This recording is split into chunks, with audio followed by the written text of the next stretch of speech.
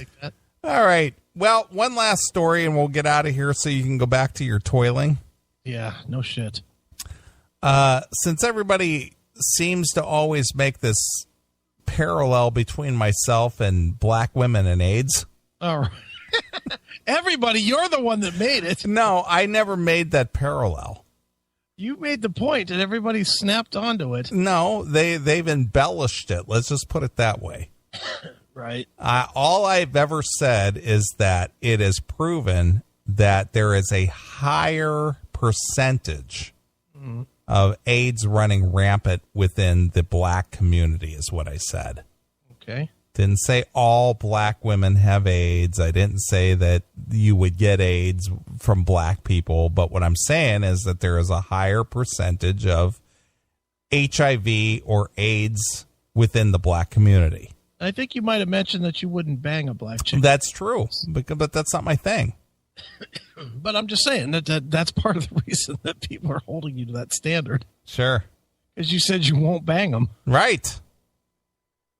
All right. Well, for those of you who are doubters, and for those of you who make disparaging, hurtful comments toward me, June 28th, which is just 3 days ago. Right. HIV and AIDS is running rampant in South Florida, so get tested. Uh-oh. We've had this discussion before. Right. You and I both came up in the 80s. You're just a couple years younger than me. Yeah. Fact is, we've made this point very clear on the show. There's only two ways of getting AIDS. Unprotected sex, sharing a needle, intravenous drug use. Right. Two ways. That's it. But now, for some reason, AIDS and HIV is running rampant again, even after 30 years of understanding how and where this all comes from. Can't you get it from ass sex? That's unprotected sex. Okay. I don't know if we were counting that as. It's unprotected sex. All right. Fair enough. Doesn't have to be vaginal. It's still sex regardless. Fair enough. Am I right or am I not right? Right. You're right. Okay. All right. Two ways. Intravenous drug use, sharing needles, or unprotected sex. Penetration. Period. That's it. If something's penetrated, you can get it. Exactly. When notable figures or major campaigns come to a decisive end, it is marked in history as the last stand. Okay. Napoleon met his downfall at Waterloo in June of 1815, and George Custer is immortalized by his famous route as the Little Bighorn in June of 1876. Okay. June of 2016 will soon be remembered for another last stand, the end of HIV/AIDS. The end of it? Well, listen. Monday is National HIV Testing Day, and we can come together to make South Florida the site of HIV's last stand. Okay. South Florida is the nexus for the new HIV cases, according to the Centers of Disease Control and Prevention. It is also be where the end of the disease. Now, this is all lofty thinking, more or less. Okay. Saying that we understand it, we know the causes, we're going to get tested, we're going to stamp this disease out, blah, blah, blah, blah, blah. But we know that's not going to happen. Increased awareness is the first step in ending HIV and AIDS. When HIV and AIDS exploded into the American culture in the 1980s, hate to say it, people, 30 years ago, there was an overwhelming response. Media coverage initially associated HIV and AIDS with gay white men. The illness was seen as a death sentence, and the infected were treated like a pariah. Well, there was a groundswell of support to fight the disease, There were fundraising campaigns and telethons to raise money for Care and the Cure.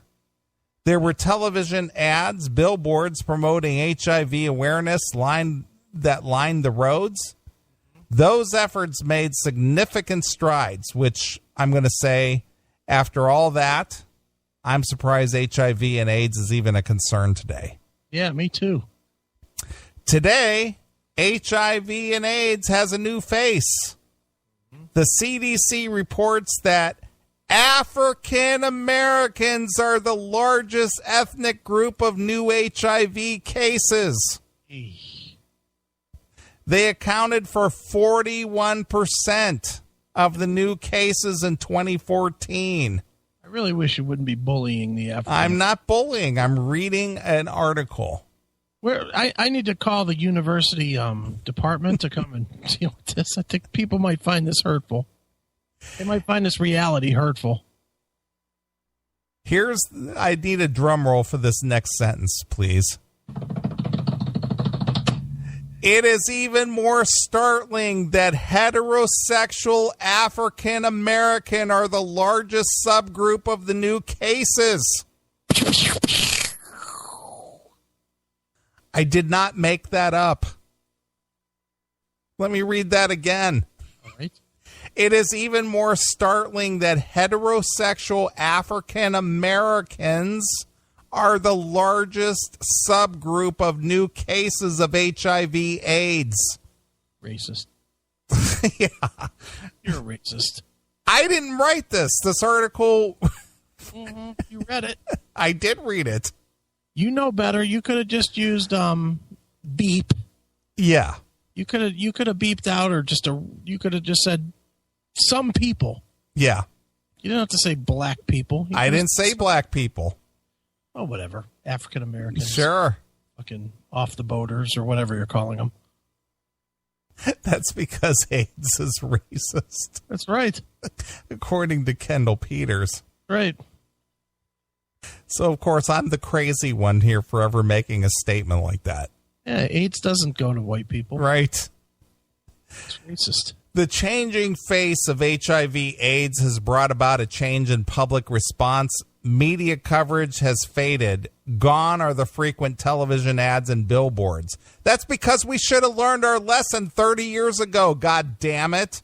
At what point do you say, okay, we're done here? Yeah. It's been 30 fucking years. Yeah, why are you doing this again? Actually, it's almost been 40 years at this point. True.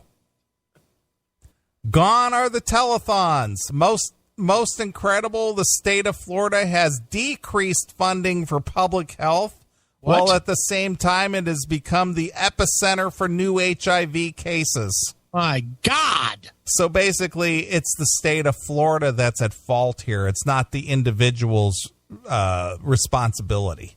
Secession? No. With his wall. Yeah.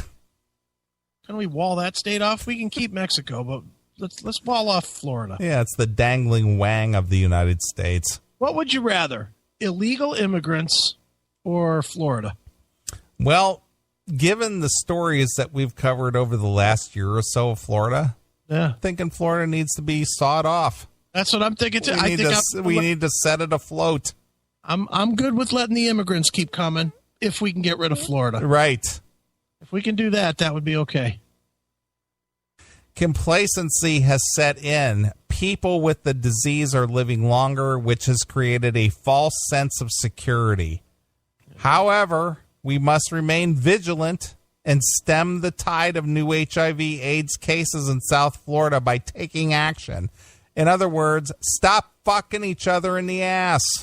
Don't you think we'd be better as a society if we would have watched Magic Johnson wither away and die? Maybe. I think so. Well, we saw some high-profile people die from AIDS. Who? We saw that Freddie Mercury? Freddie Mercury died from AIDS. Rock Hudson died from AIDS. Robert Reed died from AIDS. Nobody that was current, though. Yeah, but they were still big at that time. Robert Reed? In the 80s. He was Mr. Brady. In the 70s. Yeah, but the thing is he was still high profile. Everybody knew who Mr. Brady was. People never bought that he had a wife even then. Please. Come on. They always knew that guy was a fucking cum guzzler. Jesus Christ, dude. I don't think he got AIDS from guzzling cum, to be honest with you, but regardless. How do you think he got it? He probably got it from being fucked in the ass. Yeah, I mean, that dude could have been the fucking flyer for AIDS. Well, it doesn't matter. The fact is that there were some high-profile people who died of AIDS. Needed to be somebody that was like a big fat dude that all of us, like John Candy would have been a good AIDS guy. Because John Candy was a big fat dude and he could have just been like 130 pounds when he died. So you basically needed to see someone of girth wither away down to a stick. Well, maybe not of girth, but I mean, that would really send a message. Sure. If John Candy died at 121 pounds, you'd really be afraid of AIDS. Sure. Wouldn't you? Yeah, but the thing is that people like Elton John had those concerts for that Ryan White kid here in Indiana. Yeah. I mean, that was a big story. Yeah, for a minute. Yeah, but regardless of that, the thing is that even I, as a young 20-something-year-old at that time, knew better than to fuck chicks without a condom. But don't you think that the reason nobody cared was because it was a gay guy having a fucking benefit concert for AIDS? It didn't matter. The thing is that, well, if that was the case, why was I so concerned about it? I have no idea why you were, but I think I'm being straight up here. I'm not even trying to be silly. The reason none of that shit worked in the 80s was because the real attitude was, fuck it, just another gay dude. It's a gay dude's disease. It's a gay disease. Well, I mean, Sam Kinison was probably the biggest proponent of that. Yeah. Saying, some fucking fag got AIDS. Yeah, but then, who has the benefit? It wasn't fucking Metallica. It was fucking Elton John. Sure. And the entertainment world is full of fags. Well, nobody thought much about Freddie Mercury getting AIDS. Well, my point in this whole AIDS HIV thing, the fact of the matter is we understand how it's contracted. Sure. Why in the world 30 years later, when two simple things prevents this infection, can't be staved off, and these guys are still... No, you're absolutely right. I'm just making the additional point that if we'd have watched somebody straight up hetero fucking die, it might have made more of an impact. You know what the thing is that we've had these numerous stories on the show where we talked about that gardener out there in San Diego who had the AIDS and was contacting people on, Craigslist or Tinder or whatever the fuck. Right. And still fucking these guys in the ass without a condom and spreading his AIDS. Yeah, but he wasn't a black guy that was a prominent figure. You're talking about, I'm being serious here. I understand, but my point is that even with the risks involved, people are still willing to take that risk. There's always going to be somebody, but I would argue that it would be far less significant in the black community if one of the all-time heroes of the black community, Magic Johnson, withers away and dies on TV. Sure. Would have absolutely probably cut what you have today in half. Maybe. I would bet more than maybe. I would bet that's a solid bet there. Let LeBron James get AIDS today. Yeah, well, today, we're talking today. Well, I don't know, that's what I'm saying. If LeBron James got AIDS today, don't you think you would see a 90% drop? You would think so. So maybe LeBron should take one for the team. Maybe. So LeBron, you know what? You would be doing such a big service to the African American community if you would go out there and contract AIDS and wither away, because your death would serve the greater good. I agree. Who else could help the black community by getting AIDS? Could Al Sharpton? Would people care? I think Barack Obama would be a good candidate. That would be solid. Yeah.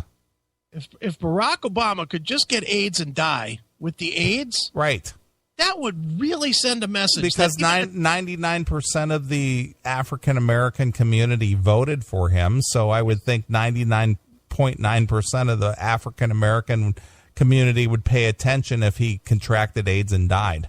Yeah, they probably would. So that would be, I think, if somebody could convince Barack to, contract the AIDS, the HIV, he would be doing a bigger service than the failed 8 years of his presidency. And, if he wants to do it with somebody, I'm sure we'd be okay with his wife going with him. Sure. Why not? That'd be solid. I would agree. Husband and wife team getting the AIDS. Sure. And there you go, Kanye West. Exactly. Kanye West would be fantastic candidate for AIDS. Right. He would be great. Sure. All right. Well, the next step to ending HIV/AIDS is by getting tested and knowing your status. Well, see, there are people out there who do know their status, but they're still fucking Charlie Sheen. Yeah. There's others that know their status and they're fucking not. They're wearing a rubber, so they don't know. They know their status isn't going to change. Right. Another alarming statistic from the CDC is that one in nearly 6 African Americans who are HIV positive do not know that they have disease because they haven't taken the test. Damn, 16%? Yeah. That is pretty high. When I served in the Florida legislature, I sponsored a bill which passed requiring all inmates leaving Florida's prison to be tested for HIV/AIDS. My goal was to connect them to care and to avoid unintentional transmission. Mm-hmm. The fight to end HIV/AIDS does not end with taking the test. We have to take control by connecting HIV positive Americans to care. Really? Is that really the answer? Stop fucking each other. If you know you got it, quit it. I thought CARE was like an Islamic group. Yeah, whatever. Isn't it? It could be. At CAIR, CARE? No, this is CARE. Oh, sorry. Medical professionals can help to suppress the disease and educate patients on how to avoid spreading it. Yeah, stop fucking each other in the ass and stop shooting up intravenous drugs and sharing your needle. That's the 2 things right there. 2 things. For the life of me, I can't figure out how in today's world you would fucking take a needle from somebody and use it. Because they're desperate. Remember, we did that whole story, about a year ago, about, what was it called? It was called blood doping or whatever. Whatever, where people were sharing the blood to get that heroin high. Yeah. Crazy. HIV/AIDS is no longer a death sentence. The HIV positive Americans can be productive members of society with the proper care. Today will be HIV's last stand. I am taking the test to commemorate the National HIV Testing Day. Others elected officials and community leaders will join me. We will be in 6 health centers in the Miami-Dade and Broward County from 10 a.m. to 2 p.m. We're going to all hold hands. We're going to sing Kumbaya. We're going to make it all good. Yeah, whatever.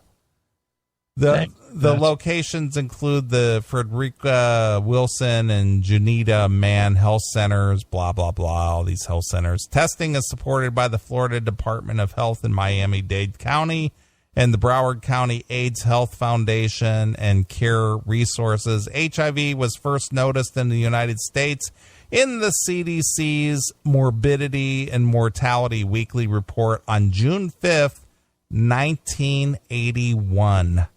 Wow. 35 years ago. Yeah. In the 35 years since then, almost 700,000 Americans have since died from HIV/AIDS. Ban the gun. Yeah. 35 years from now, history will tell the story on how South Florida was the site of HIV's last stand. Yeah, you keep thinking that. Yeah, whatever. But first, we must take notice, take the test, and take control. It's not a matter of taking the test. You guys got to stop fucking like animals. Yeah, taking the test is, after the fact. Yeah, I agree. How about some preventive maintenance here? Yeah, stop it. Yeah. Quit it. So anyway, I'm the crazy one. Yeah. I'm the crazy one. Yep, you are. Yeah. That makes me a racist. See? Yeah. You just got to not give a fuck, dude. Mm-hmm. You would just stop giving a fuck. You'd be less racist. Sure. Well, again, everybody with their comments that, oh, Neeley won't fuck a black chick. Yep. All black chicks have AIDS. That's it. It's going to wrap up the show. Nice. How you like that? Save the best for last. Yeah. Wow. I don't know. Some of them stories tonight were pretty fucking... Well, they're pretty nasty. Yeah. This world's pretty nasty. Right. All right. Well, I have news for you, actually. Okay. Next week, we are going to have a mystery guest. All right. Nice. Been a very long time since we did mystery guest. I love the mystery guest. I'm pretty good at that. I got a good one. I'm not sure you're going to do great on this one. You might not. You Oh. might. You might. I think you've been surprised, at some of the ones that I've been able to figure out pretty quickly. Yeah, I have, but this is a different one, and this is a good one. All right. I'm looking forward to it. That'll be fun. All right. Well, I want to thank our good friend Sammy Lee from the band Red Rain for calling in tonight, letting us debut their EP just called Red Rain. It'll be available soon. If you dig the music, pick up the CD when it is available, and hopefully those guys will be able to do something pretty cool. Of course, I want to thank our friends and callers and emailers and everybody who participates in the show for, being a fan and checking us out every week. And, of course, I want to thank my good friend and partner, Chris Aiken, for returning to the show and having a lot of fun. Yeah, this was fun tonight. You're gonna have to do the... That's all right. I figured as much. And throw up Wolf Hoffman to what's his name? Wolf Hoffman? Oh, we did that, Wolf Hoffman. I forgot about that. Yeah, we gotta throw that to Corey. All right, I'll make sure and send that to him tomorrow. Okay. I'll send him the Red Rain too. Yeah. So he can do that one as well. 2 weeks worth. Sure.